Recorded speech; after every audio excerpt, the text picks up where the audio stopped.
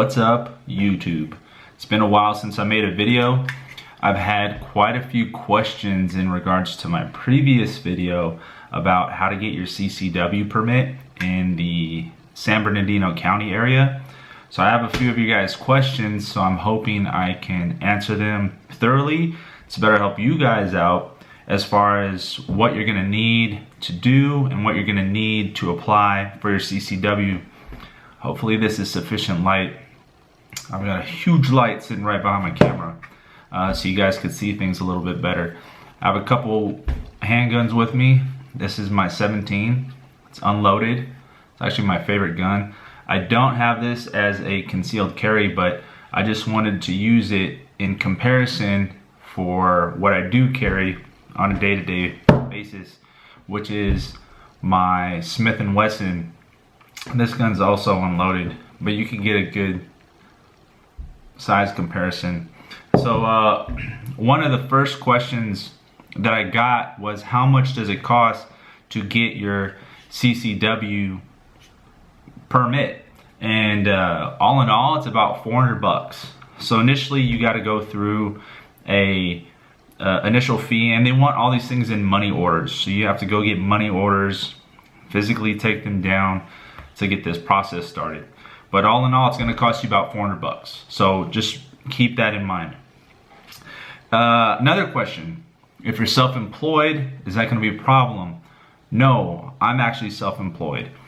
But they do stipulate you can't carry this for work purposes.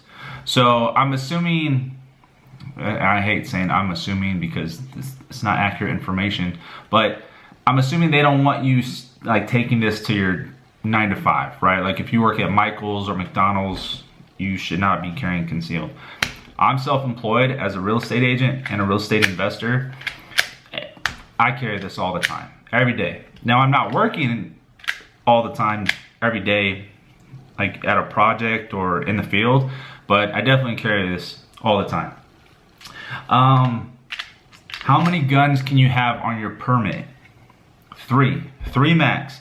And you need all 3 guns there with you the day you go to the range. So when you fill in all your paperwork and you pass the background check, they're gonna schedule you for a range day. It's gonna be, it depends, right? If they have an opening, it'll be a lot sooner than a couple months. Mine happened to take place a couple months later because I didn't have the gun I wanted to qualify with. And because I live in California, the laws suck. I'm limited on the size and options of guns I can carry. This Smith & Wesson is one of the smaller guns that I have access to, so I needed to purchase this first in order to take it to the range and qualify. I also qualified with a Glock 30, which I haven't even carried yet because it's a little thicker than this gun, and this just seems to fit me a little bit better because I'm a heavier set guy. So this is ideal for the moment, and until something changes, I'll probably always carry this. Proof of residency. They want to verify that you have lived in San Bernardino or at least you're a permanent resident of San Bernardino. Whether that means you own your home or you're leasing a home, they're going to verify where you in fact live. They're going to want to see documentation proving that, and they're going to look at your entire history of where you've lived. So they wanted me to state on the application where I grew up, where I've lived for the last like 10 years, because they really want to make sure that you're fully documented before they issue you a permit to carry a concealed weapon. What is involved with the interview process? So the interview process was it sounded intimidating to me because I wasn't sure what this interview process meant. Like, are they gonna interrogate me? Am I gonna go down there and have to defend myself, verbally? Are they gonna ask me all these weird questions? No, it was actually just the opposite. I literally walked in with all my paperwork and I handed it over to an officer who was working at the counter, and they took my photo, because you need a photo for your concealed carry ID. And he asked me a couple random questions, which pertain to the actual application itself. So they would just want to make sure you filled out all the paperwork correctly, so there's no delays. And I think the only item that I didn't fill out correctly was my reason to obtain a concealed carry permit. And the first words out of my mouth were self-defense. And his reply was, that's not sufficient and it's not detailed enough. So that kind of caught me off guard. So I was really thinking, I was like, okay, what can I say? And he's like, you know what? I think you need your concealed carry permit because the laws are changing dramatically in the area, and you feel a need that you want to protect your family and your neighborhood from those who are willing to hurt you in any way, shape, or form. And I was like, dude, that is perfect. Write that down.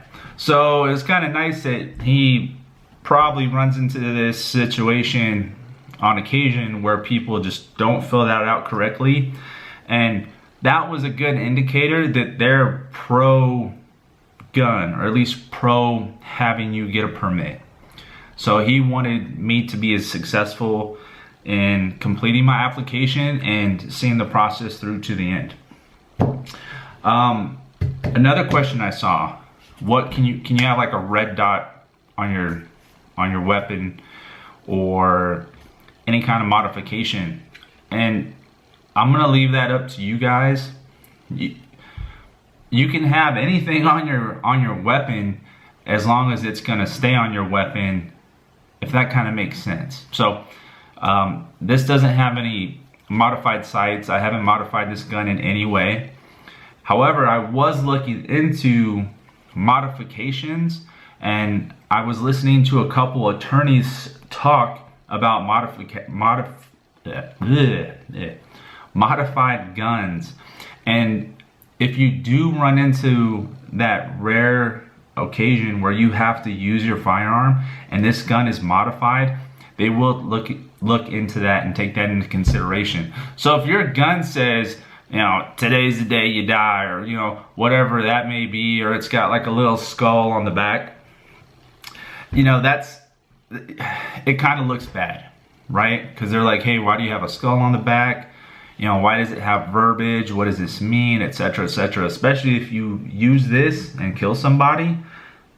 I mean, that could not be very favorable for you.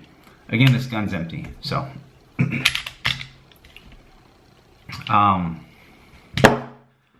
So I don't recommend you guys modify the crap out of your weapon unless it's for functionality purposes. So maybe like night sights.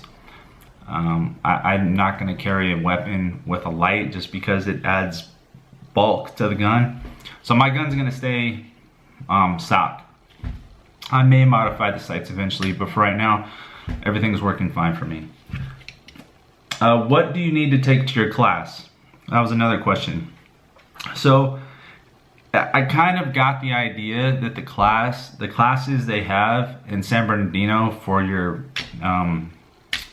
shooting class are far and few between. So they probably do them maybe every couple months. So the class is pretty large. I think our class had about 200 people in it.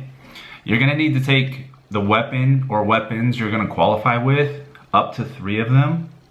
And you're gonna have to have a new box of ammunition for each weapon. So if you have a 9mm, for instance, you're gonna need a new box of ammunition. They're gonna make you shoot 10 rounds with 2 magazines. So they're gonna have 5 rounds in 1 magazine. I don't even know if it's 5 yards from the target. It's nearly impossible to fail this test. So you're gonna have 5 rounds. You're gonna shoot 5 rounds in the target specified, and you're gonna have to wait until they tell you to shoot. That's extremely important. If you start shooting and no one said shoot, you could easily get disqualified and fail this test. Once you shoot your 5 rounds, you're gonna drop the magazine, load another magazine, charge the handgun, and shoot the additional 5 rounds on the target. And then you're gonna do that for each gun. So again, up to 3 guns. You gotta qualify with all 3 guns. Doesn't matter on the size. You can take a small gun, you can take a big gun. They had guys there that had 1911s, big Glocks, like this. This is a 17. I saw guys with 21. I didn't see anything real crazy huge. I think the 1911 was like the biggest gun. A couple big 6 Hours and maybe a couple large revolvers. But you got to remember that you're going to be carrying this and you want to stay as comfortable as possible. And I think last but not least, someone wanted to see what the ID actually looks like, what the permit card looks like. And I'm gonna go into this a little further. I won't show my address, but it looks kind of like that. Almost looks like a driver's license. I actually got stopped a week ago with a gun on me and by the sheriffs in Los Angeles, and they were not happy that they had to give me my gun back. But that'll be my next video. I'm gonna try and make that real soon, get this uploaded. Would love any feedback. If you guys have any questions or concerns, shoot them my way. I'm gonna try and do my best to answer everything I can. All right, thanks. See you soon.